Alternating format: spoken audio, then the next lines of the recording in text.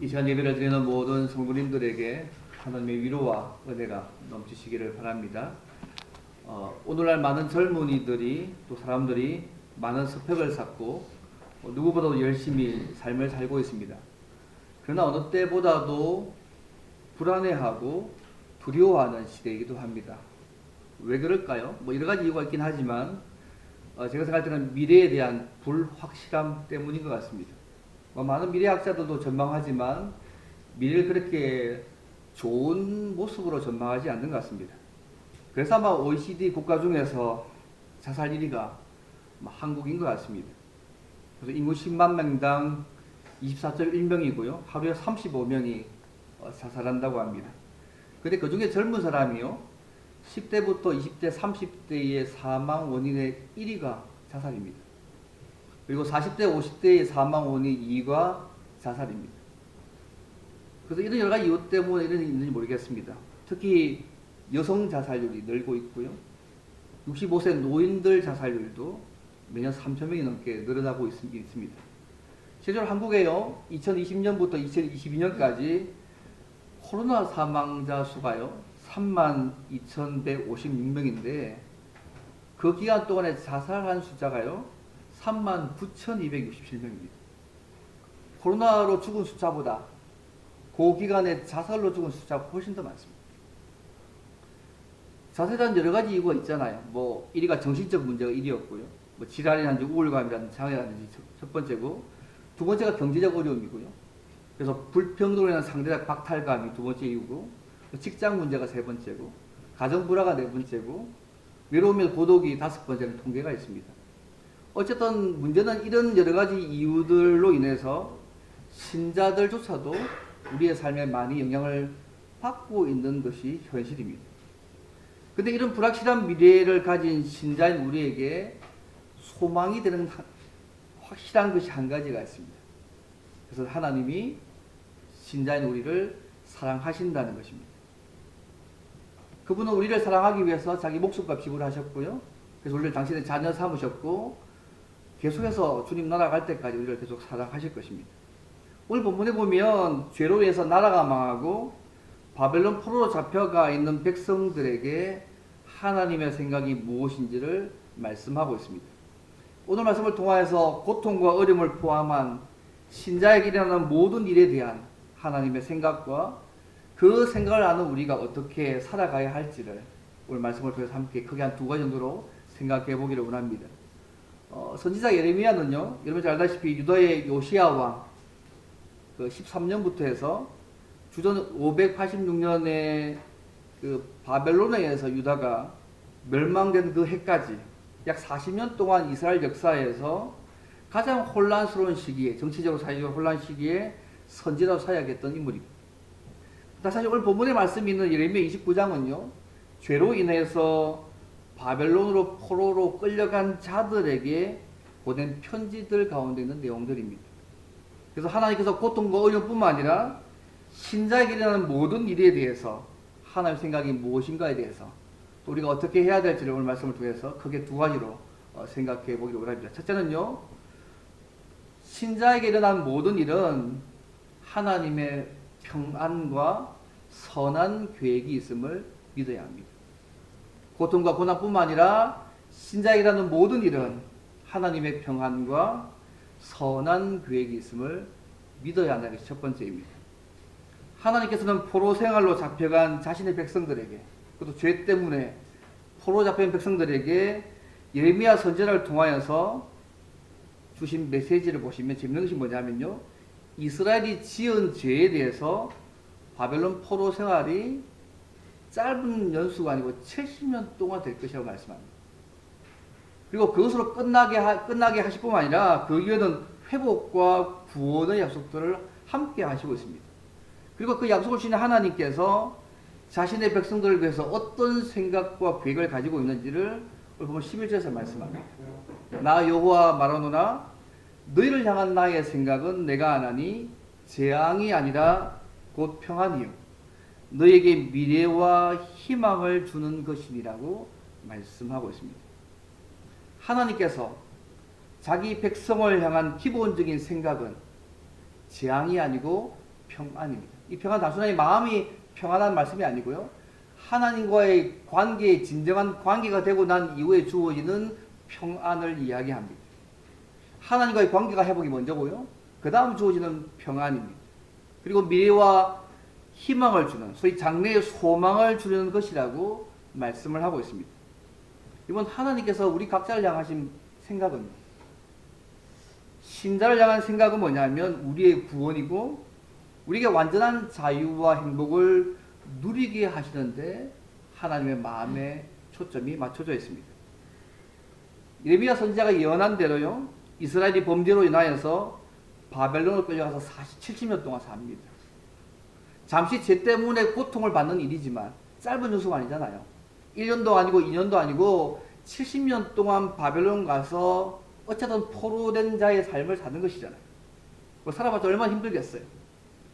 근데 그 일이 고통받는 일이지만 그들을 궁극적으로 회복시키시려는 하나님의 계획이 담겨 있다고 여러분이 말씀하고 있는 것입니다. 본문의 표현에 하면 궁극적으로 우리에게 평안을 주고 하나님과의 진정한 평화의 관계를 회복해서 우리에게 평안을 주고 미래의 소망을 주기 위한 사건으로 하나님의 선한 계획의 과정으로 받아들여야 된다고 오늘 본문이 말씀하고 있습니다. 이때요, 거짓 선지자 하나냐가요 나옵니다. 하나님께서 바벨론을 멸망시킬 거다. 그리고 2년 되기 전에 돌아올 것이다. 그렇게 막 예언해서 사람들의 마음을 막 혼란시킵니다. 그러나 하나님은 그렇지 않다고. 그들이 죄로 인해서 70년간 바벨론 포로생활을 할 것이고 그 70년간 바벨론 포로생활을 하는 것은 그들을 연단시키고 훈련시키는 과정으로 정말 말씀합니다. 그 과정으로 하나님과 진정한 평화의 관계를 누리고 진정한 평화를 누리고 하나님의 선한 계획을 이루어 가시는 과정으로 그 70년을 사용하시겠다고 말씀하십니다. 궁극적으로 하나님의 계획은요, 이스라엘을 통하여서 메시아를 보내서 온 세상을 회복하시는 것이 하나님의 큰 그림의 계획이었습니다. 예레미야가 3장 33절에 이런 말씀 있잖아요. 주께서 인생으로 고생하게 하시며 근심하게 하시면 본심이 아니라. 하나님의 마음은 그게 본심이 아닌 것이죠. 네 고생해봐라. 근심해봐라. 그것이 하나님의 본 마음이 아닙니다. 특히 당신의 백성들을 향한 하나님의 마음은 그런 것이죠. 가끔 우리의 상황들로 해서 우리가 이렇게 생각할 수 있잖아요. 하나님 나를 골탕 먹이십니까? 내가 막막하게 내 삶들을 주셔가지고 이렇게 죽으란 말씀입니까? 하나님의 본심이 아니십니다.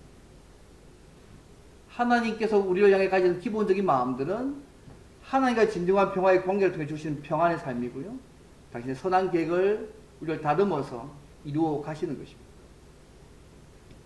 이스라엘 백성들이 불순종으로 말미암아서 광야 40년 걷게 된 거 알지 않습니까?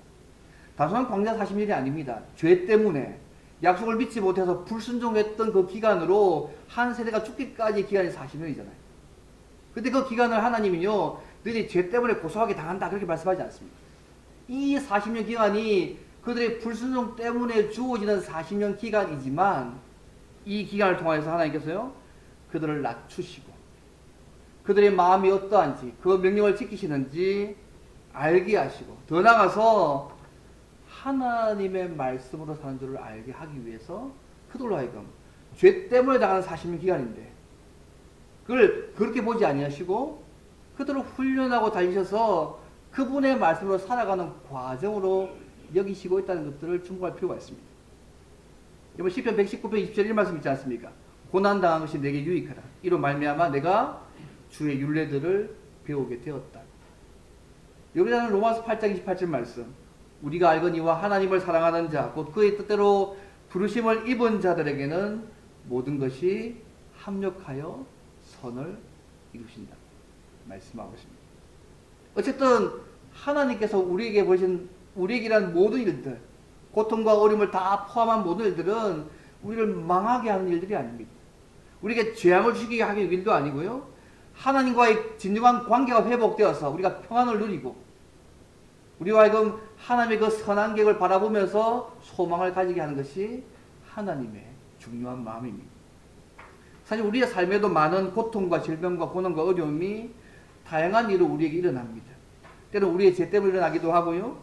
때로는 우리의 믿음을 더 연단해서 더 크게 사용하시기 위해서 하기도 하고, 때로는 하나님의 섭리 가운데 하나님의 영광을 위해서 나타나기도 하고, 욥처럼 이 땅에서 이유를 알 수 없지만 하나님과 사탄 사이에 벌어진 일들 등으로 다양한 이유로 우리의 삶 가운데 많은 일들이 일어납니다. 그러나 고통과 고난에 대한 그 이유를 우리가 다 알지 못한다고 하더라도 신자에게 분명한 거 하나 있습니다. 이 모든 일이 우리를 사랑하시는 하나님께서 우리의 유익을 위해서 주신다는 것입니다. 이것이 성경이 말하고 있는 중요한 흐름입니다. 신자에게 일어나는 어떤 일도 우리를 사랑하시는 하나님께서 우리를 유익을 위해서 주시고 있다는 이 사실을 잊지 않으시면 좋겠습니다. 하나님 우리의 아버지십니다. 죽기까지 우리를 사랑하신 분이시고요. 그래서 우리를 하나님의 자녀 삼으셔서 하나님과 진한 교제의 삶들을 살도록 만들어 가신 하나님, 그 하나님입니다. 그 하나님이 우리를 망하게 하거나 우리를 고생시키거나 우리를 더 근심하게 하려고 하는 것이 그분이 우리 주신 일들이 아니라는 사실을 여러분 기억하시면 좋겠습니다. 내가 다 이유를 다 알지 못한다고 하더라도 분명한 것은 이 모든 일이 우리를 사랑하시는 하나님께서 우리의 유익을 위해서 주시고 있다는 것입니다. 여러분 이 사실을 믿으십니까? 하나님은 사랑의 하나님이십니다. 죽기까지 우리를 사랑하신 분이시고요. 지금도 그 사랑을 우리를 주님 나라 갈 때까지 끌고 가시는 분이십니다. 중국 선교사 가운데요, 그 대천도 신부 아버지 루벤 토레이 2세가 중국에서 선교사를 했을 때에 시골에 복음을 전하러 트럭을 타고 가던 중에요, 큰 사고를 당했습니다. 교통사고였지만 워낙 중상이어서 오른팔을 절단해야 될 상황이 주어졌습니다. 그래서 이 소식을 들은 선교사님이요, 우리 감사의 기도를 드렸습니다. 하나님, 두 팔 주셔서 지금까지 잘 사용하게 하심을 감사드립니다. 이제 한 팔을 주님을 위해 드리게 하시니 감사하다.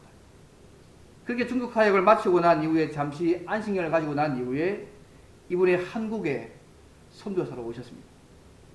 그 당시 한국 전쟁 때문에 많은 사람들이 한쪽 팔다리가 없이 사는 사람들이 많았습니다. 이 선교사님이 동일한 아픔을 가진 사람들에게 쉽게 복음을 전하고 위로를 전할 수 있었습니다. 또 그들의 불편함을 해소하기 위해서 의수와 의족을 제작하는 기술을 배워서 재활센터를 세워서 한국의 그 당시 장애인들에게 큰 도움을 주었습니다. 이 대천 신부의 손자 4세가 지금 예수원에서 대천 신부가 돌아가시고 난 이후에 4세가 지금 예수원에 있지 않습니까? 그리고 인생의 모든 사건은요, 어떤 면에서 하나님의 뜻에 따라서 일어납니다. 하나님께 모든 걸 맡기는 인생은 결국 고난과 고통조차도 하나님의 영광을 위해서 사용된다는 사실을 잊지 않으시면 좋겠습니다. 사랑하는 성도 여러분, 남이 알지 못하는 고통과 질병과 어려움으로 그것이 금방 끝나지 않아서 계속 힘들어하는 분들이 계십니까? 중요한 것은 고통과 질병과 어려움을 포함해서 신자인 우리에게 일어나는 모든 일은 하나님께서 우리를 근심케 하거나 재앙으로 주시는 것이 아니라는 것입니다. 궁극적으로 우리에게 하나님과의 진정한 평화의 공을 주시는 평화를 주시고 미래한 소망, 하나님의 선한 계획으로 우리에게 주신 일임을 믿으시면 좋겠습니다. 오늘 이스라엘 백성들이요, 바벨론을 끌려가서 70년 동안 고통을 당하지 않습니까? 많은 사람들이 이거 너무 길다, 짧게 끝날 것이다, 많은 그리스나 얘기했지 않습니까? 어찌보면 우리의 삶에 주어지는 많은 고통과 어려움들이 뭐 하루가 지나고 1년이 지나고 2년이 지나고 세월이 지나감에도 불구하고 금방 끝나지 않는 같은 상황이 우리에게 주어질 수 있지 않습니까? 이들은 70년 동안 그들의 죄로 인한 고통을 당한 것이었습니다. 그는 그들의 죄로 인한 것이었습니다. 그렇지만 이 고통조차도 하나님은 너희들이 죄악을 당하고 있는 것이라고 말씀하고 있지 않습니다. 그들을 70년간 바벨론에서 훈련시켜서 궁극적으로 하나님과의 진정한 평안하게 주어진 평안을 주고 하나님의 선한 계획을 이룬 그 사건으로 미래의 소망을 주는 사건으로 받아들이라고 말씀하고 있다는 것입니다. 그래서 오늘 예수 안에서 하나님의 자녀가 된 우리에게 주시는 고통과 질병과 어려움을 포함한 우리에게는 모든 일들을 같은 관점에서 이해도 되지 않겠습니까? 우리를 고통스럽게 하는 어떤 일이라도 하나님께서 우리에게 궁극적으로 하나님과 진짜 평화의 관계에 주시는 평안을 주고 우리를 훈련시켜서 하나님의 선한 계획을 이루어가는 통로가 될 것을 믿고 받아들여서 잘 이겨내는 저 여러분 되면 좋겠습니다. 이 첫 번째 모습입니다. 바벨론 포로 잡힌 그들에게 내가 너에게 주는 평안이고 미래와 희망이라고 말씀하신 중요한 내용들입니다. 그렇다면 두 번째로 우리에게 일어난 모든 일이 우리에게 궁극적 평안을 주고 하나님의 평안과 선한 계획이 있음을 믿는다면 우리가 어떻게 살아가야 할까요? 이 두 번째 모습입니다. 약속을 믿고 회개하고 온 마음으로 하나님을 찾고 기도해야 합니다. 이 두 번째 모습입니다. 분명히 하나님께서 약속을 주셨습니다. 그죠? 70년 동안 바벨 포로로 잡혀갈 거다. 살면서 살 것이고 돌아오게 하실 것을 말씀하셨습니다. 근데요, 재밌는 것은 뭐냐면 그 다음에 그 하나님의 약속이 이루어지는 방법으로 그냥 가만히 있으면 그냥 이루어진다고 말씀하고 있지 않습니다. 그 방법이 쉽게 말씀드리면 회개하고 기도하는 것이라고 말씀하고 있다는 사실을 죽여볼 필요가 있습니다. 12절과 13절을 보십시오. 너희는 내게 부르짖으며 내게 와서 기도하면 내가 너희들의 기도를 들을 것이요 너희가 온 마음으로 나를 구하면 나를 찾을 것이요 나를 만나리라고 말씀하고 있습니다. 성경을 좀 읽어보신 분들이라면 이 말씀이요 신명기 4장에 나오는 4장 29절부터 30절에 나오는 말씀임을 좀 아실 겁니다. 좀 비슷합니다. 신명기 4장 29절 30절 보면 이렇게 나옵니다. 그러나 내가 거기서 내 하나님 여호와를 찾게 되리니 만일 마음을 다하고 뜻을 다하여 그를 찾으면 만나리라. 이 모든 일이 내게 임하여 환난을 당하다가 끝날에 내가 내 하나님 여호와께로 돌아와서 그의 말씀을 청종하리라고 신명기 4장 29절에서 30절을 말씀합니다. 이 말씀의 비슷한 내용들을 지금 이 예레미야서를 통해서 다시 말씀하시고 있는 것입니다. 먼 훗날, 신명기 말씀은 먼 훗날에요. 이스라엘 백성이 범죄함으로 심판받아서 다른 나라의 포로로 잡히게 될 그 상을 염두에 두고 미리 하신 말씀입니다. 이 말씀은 한마디로 이 말씀이죠. 하나님을 의지하고 회개하고 기도하면 하나님께서 약속대로 회복시켜 주시다는 그 말씀을 미리 하고 있는 것입니다. 그래서 오늘 말씀에 부르짖으며 와서 기도하며 라고 얘기하고 있지 않습니까? 3절에 부르짖으며 내게 와서 기도하라고. 구약 성경에 자주 나타나는 이 표현입니다. 한마디로 회개하고 기도한다는 표현입니다. 지금 하나님께서 언약의 백성들의 범죄를 징계하셔서 바벨론 포로로 70년 동안 두게 하십니다. 근데 저절로 그 기간이 끝나고 나면 하나님의 약속을 이루어 주신다고 말씀하고 있지 않습니다. 이 중요한 대목입니다. 하나님의 약속을 믿고 그들의 죄를 회개하고 기도한다면 그 결과로 하나님께서 들으시고 만나 주신다고 말씀하고 있음을 주의볼 필요가 있습니다. 이것은 하나님 앞에 지은 죄를 회개하고 기도하면 하나님의 존재와 능력을 경험할 수 있게 하시겠다는 말씀입니다. 어쨌든 이스라엘 백성들은요, 이 바벨론 70년 동안에 부단히 하나님께 부르짖고 기도하고 여호와를 찾는 연습을 해야 합니다. 그들은 왜 이런 고통을 당합니까? 하나님 믿지 않고 우상을 숭배하고 그 말씀에 불순종하고 죄를 지어서 이런 꼴을 당하고 있는 거 아닙니까? 그리고 그들로 하여금 다시 이 70년 동안에 부단히 하나님께 부르짖고 기도하게 하고 여호와를 찾는 연습들을 하라고 지금 말씀하고 있는 것입니다. 그들이 부르짖을 때에 하나님은 그들의 진심을 보시고 적극적으로 그들의 부르짖음과 기도를 들으시겠다고 말씀하고 있다는 것입니다. 이거 염두 두고 14절에 이렇게 말씀합니다. 14절에 이것은 여호와의 말씀이니라 나는 너희들을 만날 것이며 너희를 포로된 중에서 다시 돌아오게 하되 내가 쫓아 보내었던 나라들과 모든 곳에서 모아서 사로잡혔던 그곳에서 돌아오게 하리라. 이것은 여호와의 말씀입니다. 여러분 이사야서 55장 이런 말씀 있지 않습니까? 너희는 여호와를 만날 만한 때에 찾으라. 가까이 계실 때에 그를 부르라. 오늘 김 목사님도 말씀하셨는데 잠언 8장 17절 말씀에 나를 사랑하는 자들이 나의 사랑을 입으며 나를 간절히 찾는 자가 나를 만날 것이라고 말씀하셨습니다. 이스라엘 백성들이 바벨론 포로 생활하는 가운데 그들이 죄를 회개하면서 기도했을까요? 물론 당시에 많은 역사 속에 보면 예레미야 선지자의 말씀을 믿고 순종한 자도 있었지만 말을 믿지 않고 거짓 선지자의 말을 들은 사람들도 많이 있었습니다. 그래서 역사를 볼 때 주전 586년에 예루살렘 성이 함락되면서 그들 또한도 처참한 최후를 맞이했습니다. 그럼에도 불구하고요, 이 예레미야가 선포한 이 말씀을 믿고 순종한 사람들도 있었다는 사실을 잊지 않으시면 좋겠습니다.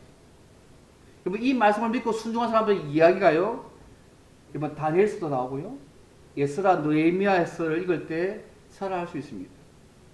비록 이스라엘 백성이 범죄해서 원수인 나라인 바벨론의 포로로 끌려갔지만 이 약속의 말씀을 믿고 그들이 회개하고 기도했을 때에 그곳에서도 하나님께서 형통케 하셨습니다. 지금 죄 때문에 끌려가 있잖아요. 그런 그들이 이 약속을 믿고 기도했을 때 하나님께서 그들을 형통케 하셨다는 사실을 잊지 않으시면 좋겠습니다. 약속대로 거의 70년이 다 되어서 소위 페르시아 시대를 연 고레스 왕 때에 스룹바벨과 에스라의 인도로 약속의 땅 가나안에 이르게 하시고 다시 나라를 세우게 하셨지 않습니까? 여러분 포로 시대의 생활을 기록한 책 보십시오. 그 어렵고 힘든 그 상황 속에서도 하나님께서 그들과 함께 해주셨다는 그 사실을 우리가 알 수 있습니다. 여러분 다니엘서 같은 거 보시면요, 바벨론 사람들이 다니엘과 사드락과 메삭과 아벳느고를 시기해서 풀무불에 던지기도 했고 사자굴에 넣기도 했지만 그들이 하나님을 찾고 기도할 때에 그 약속하신 대로 기적을 베풀어 주셨습니다. 그들의 삶이요, 죄 때문에 바벨론 포로 생활 70년 그 과정 가운데 일어난 일임을 잊지 않으시면 좋겠습니다.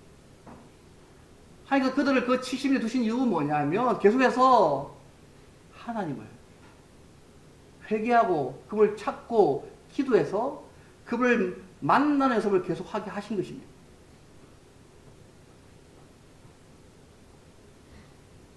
비록 이스라엘 백성들이 바벨론 포로로 끌려왔지만 하나님께서 항상 그들과 함께 계신다는 사실을 그들로 알게 해주셨습니다.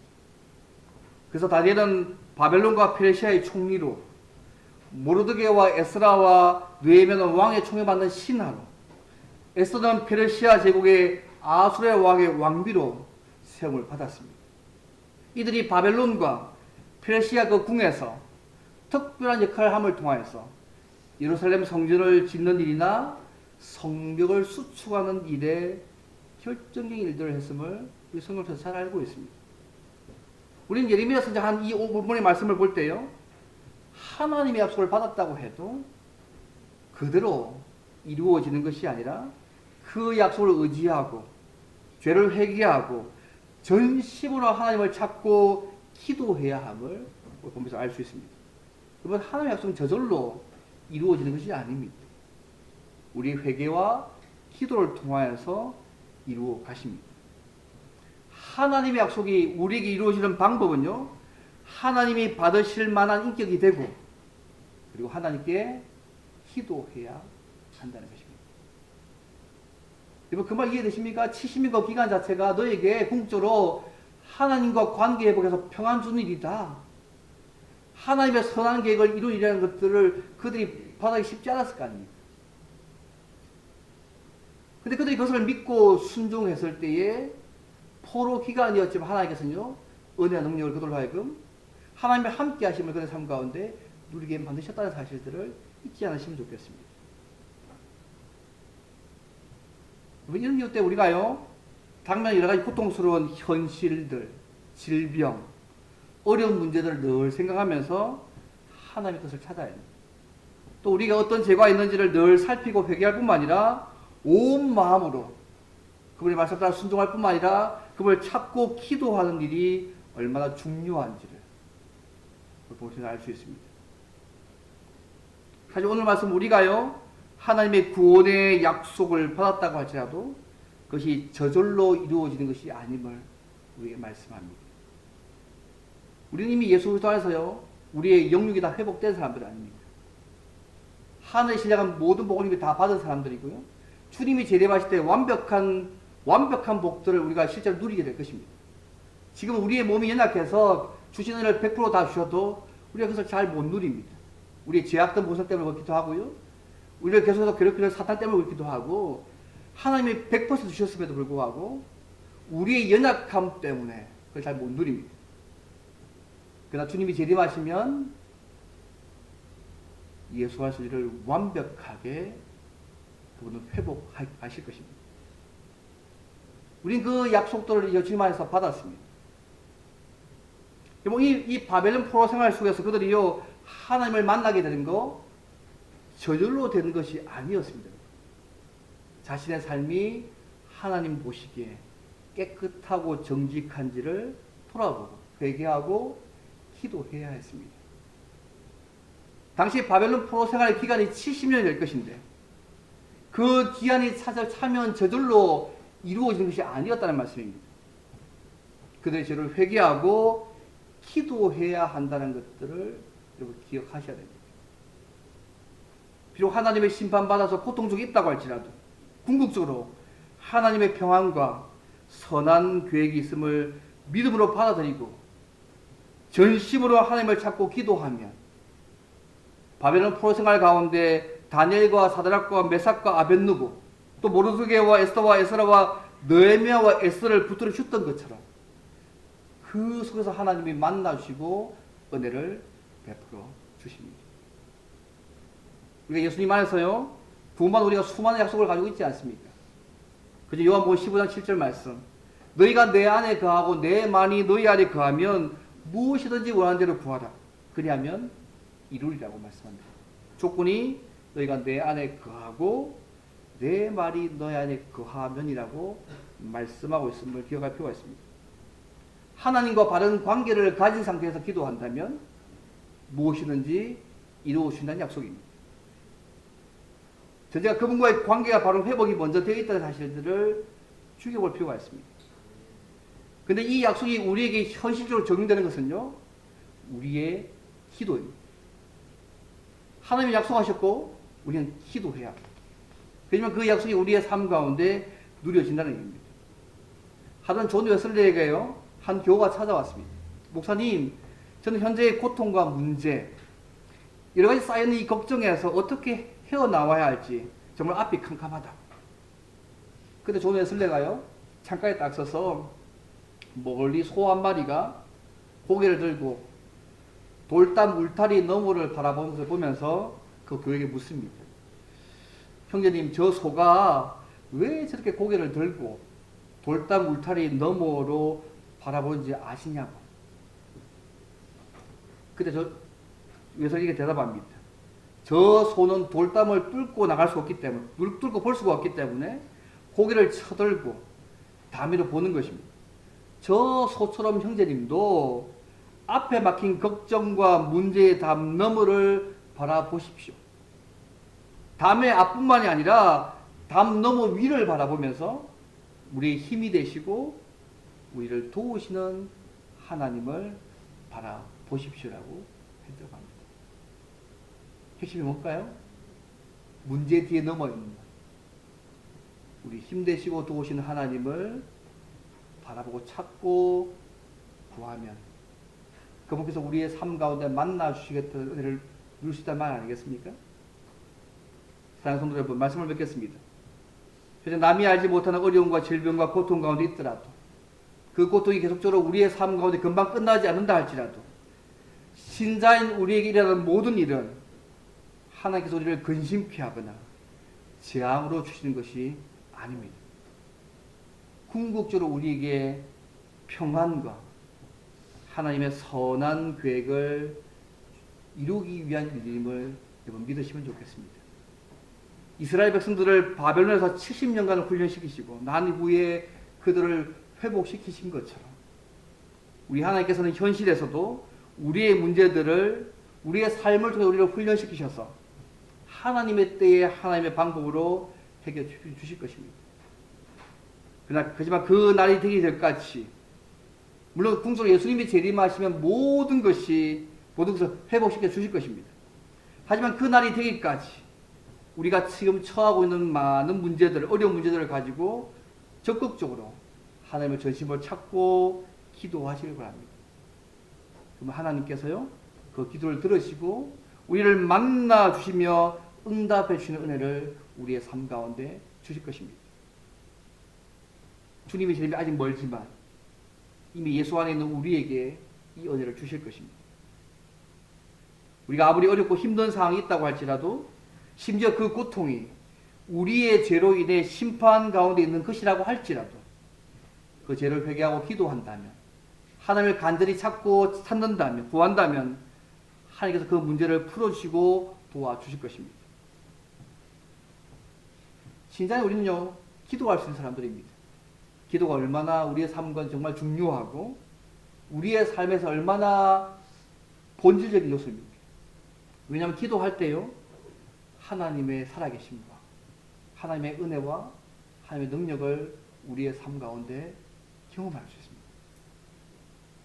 어떤 문제의 상황 속에 있다 할지라도 하나님 앞에서 우리 자신의 모습을 늘 깊이 돌아보시고 하나님의 잔잔한 삶을 살았는지를 먼저 생각해 보시기를 바랍니다. 만약 그런 삶을 살지 못했다면 먼저 그 삶을 그분 앞에 회개하시기를 바랍니다. 그리고 계속해서 말씀대로 살며 하나님의 약속을 믿고 전심으로 그분을 찾고 기도하시기를 바랍니다. 그러면 구약시대의 예레미야를 통하여서 선포된 그 하나님의 말씀을 믿고 순종했던 다니엘과 그의 세 친구들 에스라와 느헤미야처럼 앞서간 수많은 믿음의 선배들이 경험했던 그 놀라운 하나님의 은혜를 능력을 우리의 삶 속에서도 주께서 누리게 하실 것입니다. 날마다 이런 하나님의 은혜를 풍성히 누리는 저와 여러분 되시기를 주의 이름으로 바랍니다. 오늘 말씀을 한번 기도하면 좋겠습니다. 하나님 예수 믿게 하셔서 감사합니다. 우리가 당하는 모든 일들 우리를 향한 하나님의 평안과 선한 계획이 있음을 믿고 그 하나님 바라보고 찾고 구하며 의지하는 사람들을 계속 살도록 도와달라고 기도하면 좋겠습니다. 그러면 그 하나님께서 그분의 때에 그분의 방법으로 우리의 모든 부분들을 회복시킬 날들이 있을 것입니다.